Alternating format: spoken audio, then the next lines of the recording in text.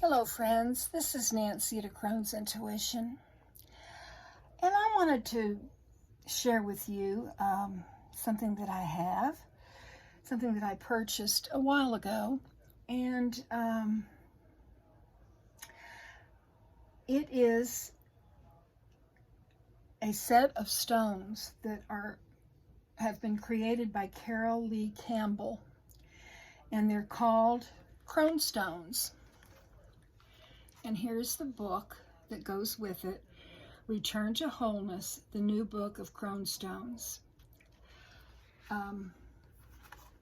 She has a website, and I have set them out here. Each one has a different image drawn on it. And each image has a story. Kind of like oracle cards do. And I thought that I would just kind of introduce you to what I have found to be true with these cards. Now they come, there is a nice velvet pouch, and it's very substantial, so that after you unpackage your stones, which are handmade out of porcelain, you can keep them in there if you want to. And this particular book that I have was copyrighted in 2011. And here is a quick guide to the Crone Stones.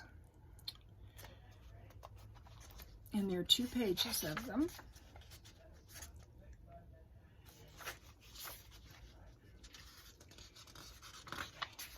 And I love this. This is on one of the first pages. I wanted to read it to you.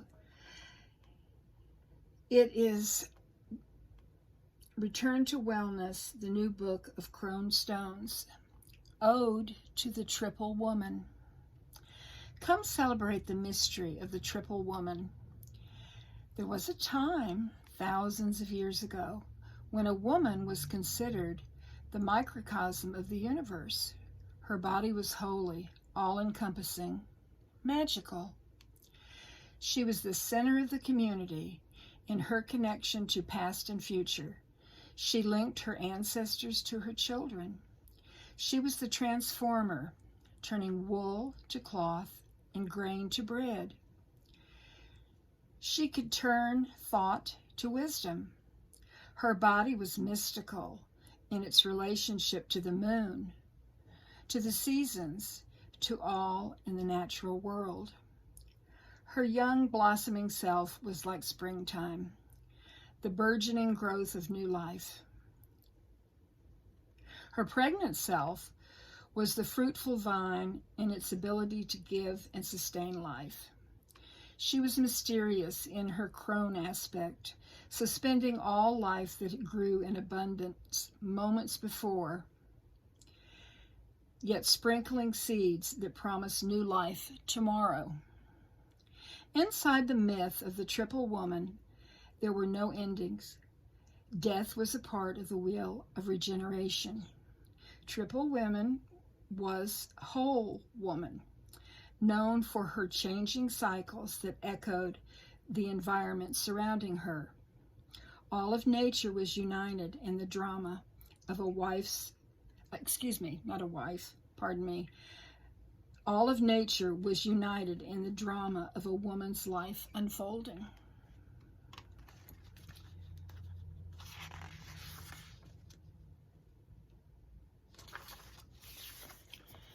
Introduction. Women are spiritual agents.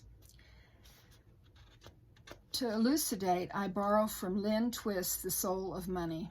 In it, Lynn described a trip she took to Senegal in the 1970s with a group of leaders and contributors from the Hunger Project. When the first of 3 vans drove into the hot orange sands from the last of the paved blacktop, it rolled to a stop. The driver listened as the other vans behind him waited.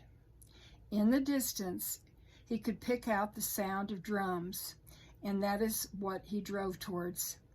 Before long, children came out of nowhere, shouting and leaping. They escorted the vans to their small village. Waiting for them were women dancing and men drumming, a whole community under the life-saving shade of a couple of large baobab trees surrounded by nothing but sand.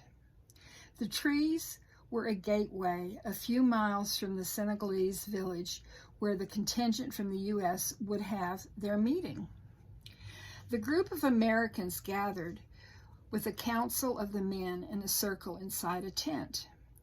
Being of traditional Muslim faith, the women sat in the back of the tent and remained silent. The men explained that they were concerned that their water source was drying out. The village was their spiritual home, and they were doing everything they could to avoid having to leave. But unless new sources of water were found, they were to be faced with no other options. Lynn thanked the council for their request for help and then asked to speak to the women of the group. The men rose and left the tent while the women formed a new circle in the center of the tent. The women said, "We have had a dream and visions of an underground lake, and we know where to dig. The leaders of our community do not want to risk digging when there is no proof. For if we were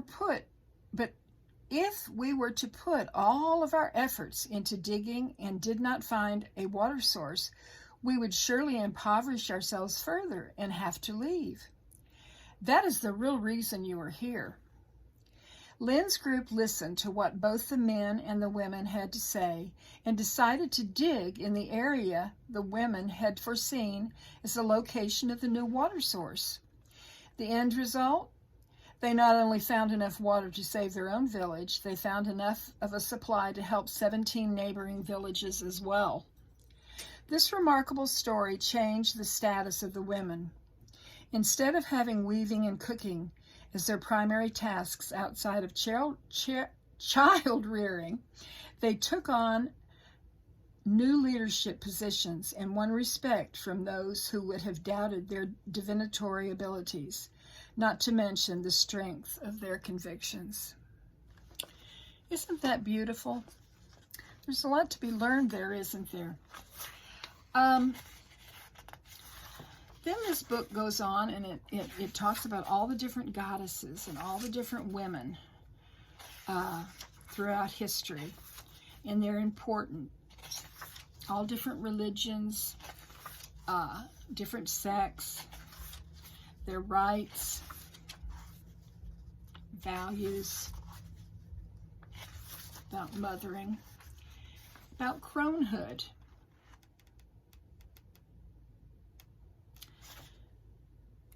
And then here is the introduction to the stones.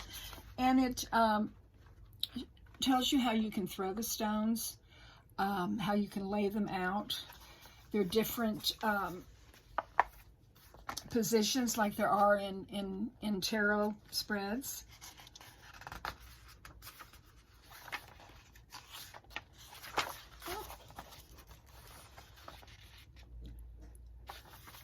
How you could host a crone evening, charm work, and then the different sets. There are 3 sets. Now this is a combination of the 3 sets. The first set is natural cycles. The second set is dualities. And the third set is she, who, all the different things of a woman. She who nurtures, she who knows. So I thought that I would pick one. I'll close my eyes and just pick one of these. They're cool. They feel so good. They feel soft and buttery. Here we go. Let's see what this is. This is a woman looking in the mirror. And it says, let's see,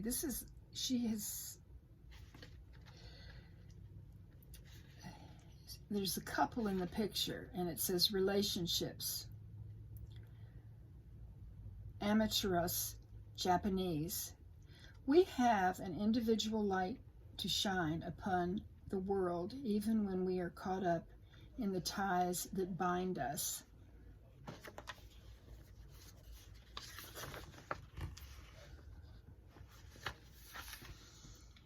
Here are two ladies sitting at a campfire. Let's see what that says.